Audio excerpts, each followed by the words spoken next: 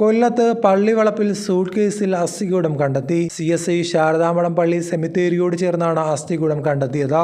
മനുഷ്യന്റെ അസ്ഥികൂടമാണ് ഇതെന്ന് പോലീസ് പറഞ്ഞു.